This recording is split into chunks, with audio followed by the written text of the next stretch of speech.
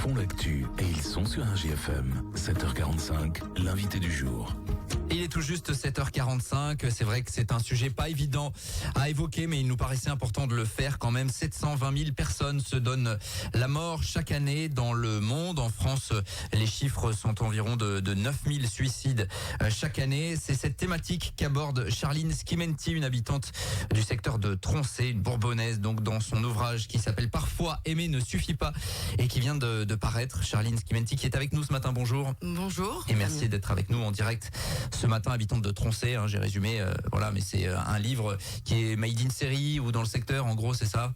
Oui, l'éditrice est dans l'Allier, le peintre qui a fait le tableau est dans l'Allier et je suis dans l'Allier. Voilà, donc un livre 100% bourbonnais. Finalement, cette volonté d'écrire sur cette thématique, alors je le disais évidemment, qui n'est pas facile, elle part de votre histoire personnelle déjà. Oui, tout à fait. Et mon fils s'est malheureusement suicidé en 2012. Ouais, donc c'est évidemment quelque chose qui marque une trace indélébile. Et d'où vous est venue l'idée finalement de dire il faut que j'écrive ce livre en fait? Alors c'est pas une idée, j'ai vu la première nouvelle correspond à une euthanasie qu'a faite ma fille sur son chat puisqu'elle est vétérinaire, et j'étais au téléphone avec elle puisqu'elle est à distance, et c'était trop violent, donc j'ai eu besoin d'écrire, mais j'écris depuis toujours. J'ai eu besoin d'écrire, et une nouvelle en enchaînant une autre. Voilà, j'en ai écrit plusieurs que j'ai confié à une amie qui est libraire et qui m'a dit envoie aux maisons d'édition. Voilà. C'était parti comme ça. Donc déjà un peu l'écriture comme exutoire, mais dans la vie d'une manière générale, plus votre histoire personnelle, effectivement. Ce sont donc 23 nouvelles qui sont à lire dans cet ouvrage. Parfois aimer ne suffit pas. Des histoires réelles, ou en tout cas qui peuvent parfois être en lien avec la réalité, mais c'est pas vraiment des histoires vraies à chaque fois. Alors je me suis beaucoup inspirée d'histoires que j'ai vécues ou de gens que je connais. Effectivement, c'est assez proche de la réalité. Alors, effectivement, donc ce recueil, vous disiez les premières écritures, elles datent de quand? Combien de temps il a fallu pour maturer finalement ce projet? J'ai débuté en début d'année dernière, début 2025. Ok. J'ai écrit assez vite, j'écris la nuit. D'accord. J'écris très vite. J'en avais fait 22. L'éditrice m'en a demandé une 23e que j'ai écrite en une nuit. Voilà, normal, effectivement. Donc c'est quelqu'un de votre entourage qui vous dit mais voilà, les histoires il faut les proposer en fait, c'est ça. Et vous avez été surprise de voir qu'il y avait de l'intérêt finalement pour tout ça. J'ai eu de l'intérêt par notamment 2 maisons d'édition, une à Paris et une dans l'Allier, et j'ai choisi l'Allier pour diverses raisons, et puis j'ai un très bon contact avec l'éditrice des mots qui portent. Voilà. D'où donc cet ouvrage, déjà d'un point de vue pratico-pratique, où est-ce qu'on peut le trouver parfois? Alors, aimer on peut ne le suffit trouver, comme dirait l'adage, dans toutes les bonnes librairies.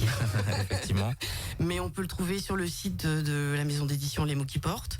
On va pouvoir le trouver lors de ma séance de dédicace à Sérilly au Roueton le 8 mars. À la FNAC, je fais une séance également le week-end d'après, le samedi.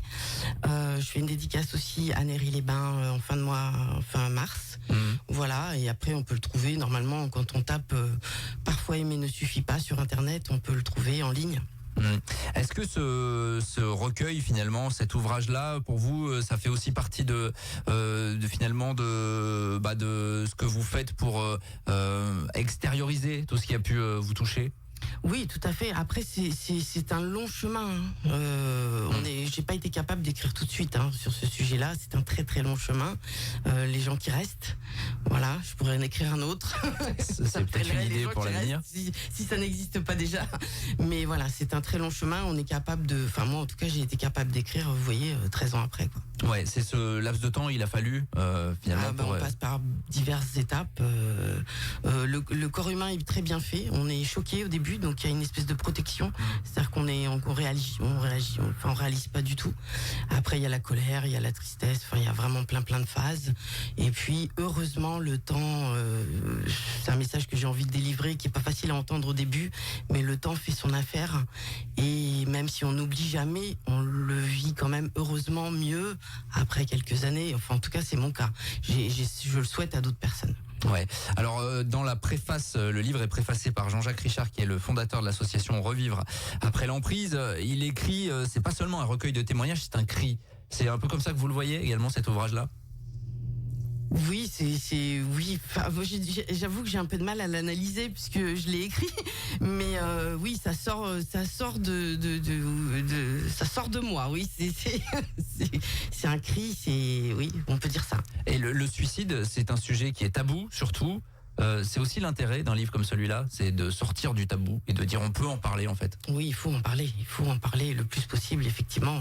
Oui, c'est très important. Ouais, vous le sentez ce tabou là. Alors il y a la douleur déjà d'une part, et puis en plus cette forme là qui est particulière. Il y a un vrai tabou, il y a une chape de plomb autour de ce sujet-là. Une chape de plomb. Quand quelqu'un se suicide d'assez connu, on évoque très rarement le mot suicide. On dit qu'il est décédé. On dit mais voilà, c'est encore trop tabou. Et je pense qu'il faut en parler, comme tous les sujets tabous. Faut en parler pour justement pouvoir extérioriser tout ça. Ouais, troisième cause de mortalité chez les jeunes aujourd'hui, le suicide, hein, c'est aussi inscrit dans la préface. Il y a aussi ce terme là de Jean-Jacques Richard qui dit nos sociétés modernes peuvent devenir des lieux hostiles. C'est la réalité. C'est vrai qu'aujourd'hui on a un monde qui évolue beaucoup et qui est pas forcément idéal pour évoluer. D'où l'intérêt, encore une fois, d'un ouvrage comme celui-là.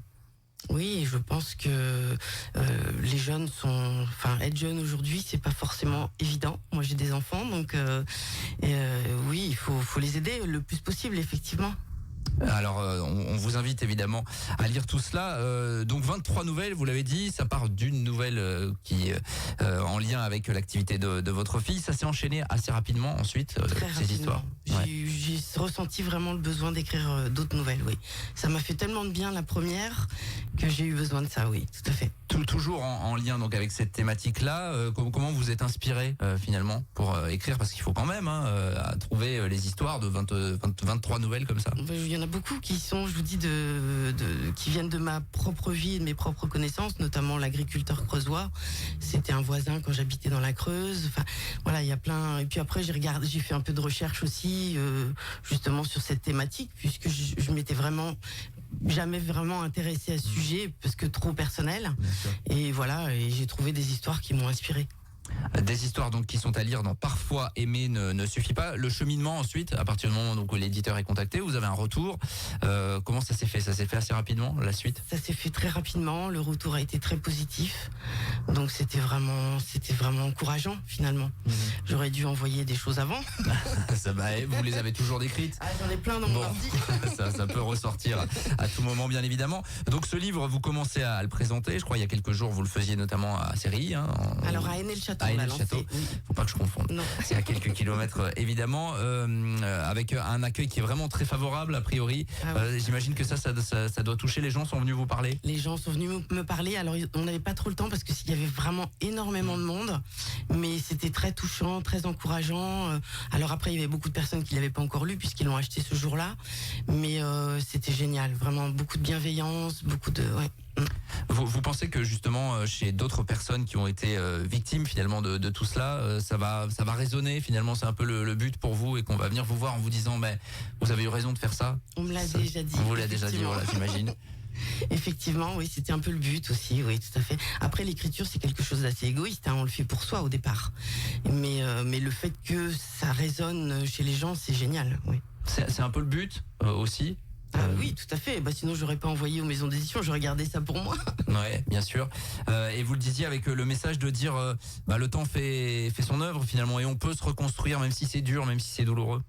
Oui, il faut se reconstruire. On est vivant. Il faut profiter de la vie tous les jours. Et moi, j'ai un principe. Je vis chaque jour comme si c'était le dernier, en fait. C'est pas toujours évident parce que le quotidien nous rattrape. Mais il faut vivre comme ça. On peut partir d'un instant à l'autre. Il faut profiter de la vie. 23 nouvelles donc à retrouver dans Parfois aimer ne suffit pas. On rappelle donc les prochaines dates avec notamment des dédicaces à la Fnac de Montluçon le samedi 14 mars, oui, ça doit être ça. C'est ça, vous serez présente notamment. Vous avez déjà d'ailleurs été démarché pour aller ailleurs, pour potentiellement aller signer ce livre et le faire découvrir ailleurs. À Moulins notamment, dans une librairie, tout à fait. Ça s'appelle le Moulin aux Lettres, je crois. Oui. D'accord. Donc ça va continuer, et donc potentiellement d'autres projets. On se rend compte que l'écriture a vraiment beaucoup de vertus. Voilà, vous le découvrez pas puisque vous écrivez régulièrement. Alors il faut que je m'y remette, mais oui, oui, j'ai d'autres écrits effectivement, d'autres idées, oui. Bon, qu'est-ce que vous diriez ce matin à nos auditeurs là pour conclure? C'est vrai que c'est un sujet qui peut faire peur, forcément, qui est pas forcément le plus réjouissant, mais nécessaire finalement d'en parler. C'est le but, c'est en parler. Encore une fois, briser les tabous. Je dirais qu'il faut en parler, et puis quand on connaît quelqu'un qui reste, parce que ceux qui sont partis, on peut plus rien faire pour eux, pas hésiter à parler et à aller les voir, parce que on se sent souvent isolé au début. Oui, les gens ont peur de ça en fait. Ont peur de venir vous en parler, alors qu'on a besoin nous d'en parler. On a besoin de faire exister les gens qui sont partis. Extérioriser cette douleur-là. En tout cas, 23 nouvelles donc autour de cette douloureuse thématique du suicide. C'est un livre qui s'appelle Parfois aimer ne suffit pas, qui vient de sortir. On a bien compris qu'il était 100% bourbonnais. Et ça, évidemment, on aime bien faire le relais. Merci Charline Skimenti d'être passée à notre micro.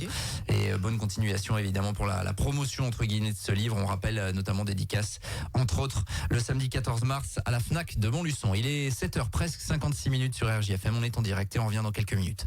Tous les matins, 7h45, l'invité du jour en direct sur RJFM. Retrouvez l'invité du jour en podcast sur rjfm.net et l'appli RJFM, mais aussi en replay vidéo sur YouTube et Facebook. RJFM. La plus belle histoire.